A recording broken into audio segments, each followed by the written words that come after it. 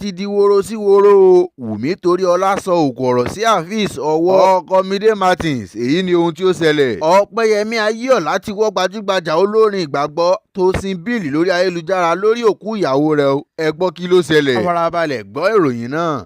Ó ti di woro sí woro o. Wunmi Toriola sọ òkò ọ̀rọ̀ sí Afeez Owo ọkọ Mide Martins. Èyí ni ohun tí ó ṣẹlẹ̀.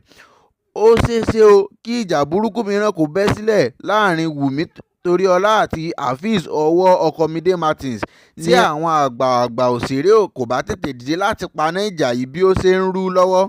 Arẹwà òṣèrébìnrin ilẹ̀ wa tí ó sábà máa ń kópa nínú eré alára gbígbóná tí ẹnu rẹ̀ sì mú dáradára ní Wunmi Toriola tí àwọn tiẹ̀ mọ̀ sí Queen Latifah ló fi ìbínú da ọ̀rọ̀ sílẹ̀ bí ọ̀wàrà òjò báyìí tí ó sì bẹ̀rẹ̀ sí ní sọ òkò ọ̀rọ̀ lọ́tùn lósì. Ó ní àwọn tí ọ̀rọ̀ náà kàn wọ́n mọ ara wọn àti pé oníkálukú kó mú èyí tí ó bá jẹ́ tiẹ̀ nínú àwọn ọ̀rọ̀ wọ̀nyí. Ṣùgbọ́n gbogbo àwọn àsàmọ̀ tí ó ń pa yìí kò yẹ lórí ọ̀kan nínú àwọn òṣèré ẹgbẹ́ rẹ̀ tí ó sì tún jẹ́ ọ̀gá sí lẹ́nu iṣẹ́ tíátà Afeez Owo tí ó jẹ́ ọkọ òṣèrébìnrin nì tí òun àti Wunmi Toriola wọn sọ́jọ́ sábà máa ń ṣeré. Afeez Owo tí ó jẹ́ ọkọ òṣèrébìnrin tí òun àti Wunmi Toriola wọn sábà jọ máa ń kó ipa ọmọ ìgboro tàbí kò gbọ́rẹ̀gbè nínú eré tí orúkọ rẹ̀ ń jẹ́ Mide Martins. Níbi tí ọ̀rọ̀ yìí sì ń lọ tí àwọn àgbààgbà òṣèré kò bá tètè dá sí i, àfàìmọ̀ kí ọ̀rọ̀ náà má ràn tí ó sì máa padà wá di ọ̀rọ̀ Mide Martins àti Wunmi tí ó sì jẹ́ pé kò pẹ́ rárá tí àwọn méjèèjì ṣẹ̀ṣẹ̀ parí ìjà tí ó wà ní àárín wọn. Àgbà òṣèré ilẹ̀ wa ní Afeez Owo tí àwọn tiẹ̀ tún máa ń pè ní Popsi ló ṣe ìfọ̀rọ̀wérọ̀ kan lórí ìkànnì African Elis TV níbi tí ó ti sọ̀rọ̀ lórí ìgbésí ayé rẹ̀, ìdílé rẹ̀, ìrìn àjò rẹ̀ nínú eré tíátà àti àwọn ìṣẹ̀lẹ̀ tí ó ti ṣẹlẹ̀ lẹ́yìn tí ó ní ṣe pẹ̀lú rẹ̀. Ṣùgbọ́n orúkọ Wunmi Toriola jẹyọ nínú ìfọ̀rọ̀wérọ̀ yìí nígbà tí olóòtú ọ̀rọ̀ yìí béèrè bí ìbáṣepọ̀ rẹ̀ pẹ̀lú Wunmi ṣe rí, tí Afeez Abiodun náà sì ṣàlàyé wípé àjọṣiṣẹ́pọ̀ nínú eré ní gbogbo ìgbà tí ó ń bọ̀. Ó máa ń kó iṣẹ́ wá sí ọ̀dọ̀ mi, mo máa ń bá a ṣe eré, kódà mo máa ń bá a kọ ìtàn títí Ọlọ́run fi gbọ́ àdúrà rẹ̀ tó ní kí ògo tiẹ̀ búyọ. Nígbà tí ògo rẹ̀ sì búyọ náà tán, a ti jọ ṣe àwọn iṣẹ́ kan àìmọye àwọn fíìmù la ti jọ ṣe láti aláyé alálùmọ́lẹ̀ tó jẹ́ pé ó wà níbẹ̀. Nísìn èmi àti Wunmi ò kì í sábà pàdé ju òde eré lọ. Tá a bá dẹ̀ ti jọ pàdé, a máa ń sọ̀rọ̀, a máa ń ṣàwàdà. Ó lè ní àwọn ọmọ yín ń kọ́, kí ló dé tí ẹ kì í gbé àwọn ọmọ yín sí orí ayélujára? Màá wá ní ìgbé ayé oníkálukú ọ̀tọ̀ọ̀tọ̀ ni. Báwọn ọmọ bá ṣe tán tí wọ́n fẹ́ gbé ara wọn sí orí ayélujára, ẹ jẹ́ kí wọ́n gbé ara wọn sórí ayélujára. Ṣùgbọ́n pé èmi ni màá wá gbé wọn jáde, irọ́ o. Tí wọ́n bá fẹ́, tí wọn kò bá sì fẹ́, àwọn ló máa ṣe èyí tí ó bá tẹ́ wọn lọ́rùn. Ṣùgbọ́n ọ̀rọ̀ èmi àti Wunmi, ọ̀rọ̀ wa wò dáadáa. Báyìí ni ọkùnrin àgbà òṣèré yìí Afeez Abiodun ṣe àlàyé ìbáṣepọ̀ tó wà láàrin òun àti Wunmi Toriola. Adarí ètò bá tún béèrè lọ́wọ́ Afeez Abiodun pé ṣé lóòótọ́ ni bí Wunmi ṣe rí ní ojú ayé nìyẹn, tí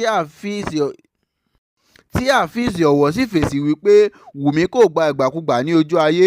Wunmi kò gba ìgbàkúgbà, ṣùgbọ́n ìwà tí ó máa ń wù ní ojú ayé ó súnmọ́ ìwà tí ó máa ń wù nínú eré. Ó ní wípé ìwà tí ó rọ̀ lọ́rùn gidigidi ni. Tí o kò bá ti tọ́ kò ní jà, ṣùgbọ́n tí o bá ti tọ́ ó máa gbé ìwà inú fíìmù yẹn jáde. Ṣùgbọ́n kí ẹ tọ́ mi dé jù bẹ́ẹ̀ lọ ní ojú ayé, irọ́ o, kò ní dá ẹ lóhùn. Bákan náà ni o ò lè sọ wípé ibi báyìí ni Mide ti jà rí tí òun ní láti fà á padà pé kó má jà mọ́, yóò ya wọ inú ọkọ̀ rẹ̀ tí ó sì máa lọ ni. Ṣùgbọ́n gbogbo àlàyé tí Afeez ṣe yìí ó gbòdì ní ara Wunmi tí Wunmi sì yàbàrá wọ inú ọ̀rọ̀ yìí ní àsìkò tí ó ń fi ọ̀rọ̀ jomitoro ọ̀rọ̀ pẹ̀lú àwọn olólùfẹ́ rẹ̀ ní TikTok rẹ̀ nígbà tí àwọn olólùfẹ́ rẹ̀ ń bi ní ìbéèrè tí Wunmi sì sọ wípé ọ̀pọ̀ àwọn ọ̀rọ̀ tí kò yẹ ni àwọn míì máa ń sọ. Kò sí bí o ṣe lè sọ pé ò ní tọ́ èèyàn, wọ́n máa tọ́ ẹni.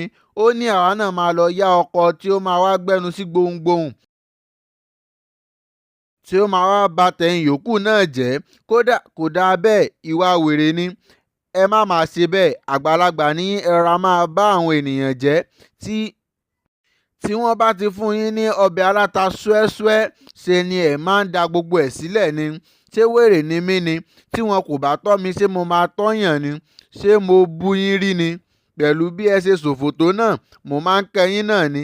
Báyìí ni Wunmi Toriola ṣe fi ìbínú sọ̀rọ̀ sí ọ̀kan nínú àwọn àgbà òṣèré náà, bó tilẹ̀ jẹ́ wípé kò dárúkọ ẹnikẹ́ni. Ṣùgbọ́n àwọn òṣèré kò nílò àwòràwọ̀ kí wọ́n tó mọ ẹni tó ń bá wí. Afeez Abiodun ló lọ ṣe ìfọ̀rọ̀wérọ̀ láìpẹ́ yìí. Òun náà sì gbé ọbẹ̀ aláta ṣúẹ́ṣúẹ́ pẹpẹ súùpù fún, tí ó sì tún dárúkọ Wunmi nínú ọ̀rọ̀ yìí. Ṣùgbọ́n oríṣiríṣi àwọn ènìyàn ló ti ń sọ ọ̀rọ̀ lórí ìṣẹ̀lẹ̀ yìí. Bí àwọn mìíràn ti ní kò sí ohun tó burú nínú ọ̀rọ̀ tí Afeez Abiodun sọ, wípé Afeez Abiodun kò bú Wunmi rárá, bẹ́ẹ̀ ni kò tàbùkù sí i. Ṣùgbọ́n àwọn míì ní wípé ohun tí ó burú jáà ni.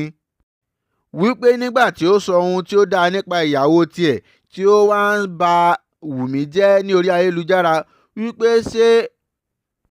ṣé oríkì Wunmi ni èyí tí ó ń sọ yẹn àbí ọ̀rọ̀ àpọ́nlé.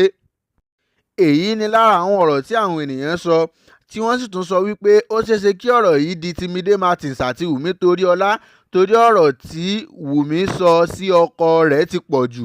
Kódà àwọn mìíràn tún wípé wọ́n ṣẹ̀ṣẹ̀ jọ parí ìjà kan láìpẹ́ yìí, débi wípé wọn kò kí ń fẹ́jọ́ ṣe eré papọ̀. Ṣùgbọ́n lẹ́yìn ìgbà tí wọ́n parí ìjà, níṣe ni a rí tí Mide Martins ti lo Wunmi nínú eré rẹ̀ kan tí ó ṣẹ̀ṣẹ̀ ṣe.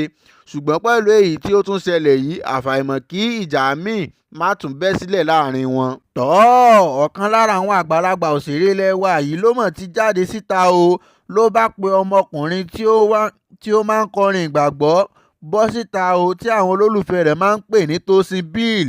Ọpẹ́yẹmí Ayéọlá wípé Tosin Bill, ṣe bí o mọ̀ wípé ibi tí ọ̀rọ̀ ẹnu kò dé báyìí o, ọ̀rọ̀ ayélujára lè dé bẹ́ẹ̀ kó sì tún kọjá ibẹ̀. Kódà ibi tí ẹsẹ̀ ò lè dé, ọ̀rọ̀ tí a bá sọ lórí ayélujára lè dé bẹ́ẹ̀ kí ó sì tún kọjá ibẹ̀.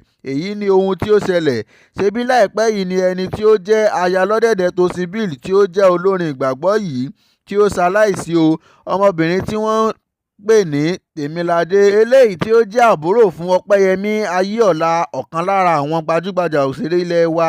Ṣàdédé la rí Ọpẹ́yẹmí Ayéọlá tó sì bẹ̀rẹ̀ sí ní pe ọkọ ọmọbìnrin yìí jáde síta o, wípé gbogbo àkọsílẹ̀ tí ọmọbìnrin yìí kọ sílẹ̀, bí òun ṣe fẹ́ kí wọ́n ṣe ètò ìsìnkú òun ni, àti àwọn ìlànà tí ó fi sílẹ̀, òun ni ẹ jẹ́ kí á tẹ̀lé o. Ni ó bá gbé fọ́nrán ni ó fi ránṣẹ́ sí Tosin Bill. Tosin Bill bá yarí pé láíláí òun kò lè tẹ̀lé ìlànà náà. Èyí ni ohun tí ó mú kí Ọpẹ́yẹmí Ayéọlá kó bọ́ síta, tó sì wí pé fídíò evidence wà, voice note tí ọmọ yìí sẹ́ndì wà, bẹ́ẹ̀ ni àwòrán tí ó ṣe gan wà pẹ̀lú. Ni Ọpẹ́yẹmí Ayéọlá tún wí pé tí Tosin Bill bá jẹ́ kí òun jọ tẹsẹ̀ bọ́, yóò mọ̀ wípé ìgbẹ̀yìn rẹ̀ kò lè dára. Bí bẹ́ẹ̀ kọ́, kó tètè ṣe é ní wàràǹṣeṣà bí ọmọbìnrin ṣe fẹ́ kó ṣe é. Ọ̀rọ̀ yìí ti wá di bí ò lọ yà mí o ní orí ayélujára. Àbúrò ọmọbìnrin tí ó kú àti ọkọ ẹni tí ó kú làwọn ènìyàn bá bẹ̀rẹ̀ sí ní sọ̀rọ̀ wípé ṣé bí ọkọ rẹ̀ ní Tosin Bill, ìgbésẹ̀ tí ó bá wu ọkọ rẹ̀ ni ó yẹ kí ó gbé nígbà tí ó jẹ́ pé òun ló fẹ́ ọmọ yìí ní sùlọ́kà títí ọmọ yìí fi di olóògbé. Ní àwọn ènìyàn kan bá wípé kò dájú wípé àwọn àṣírí kọ̀ọ̀kan kò sí nínú ohun tí Ọpẹ́yẹmí Ayéọlá ní lọ́wọ́ o, tí ó fi mú bọ́ sí orí ayélujára kó sì mọ̀ pé Tosin Bill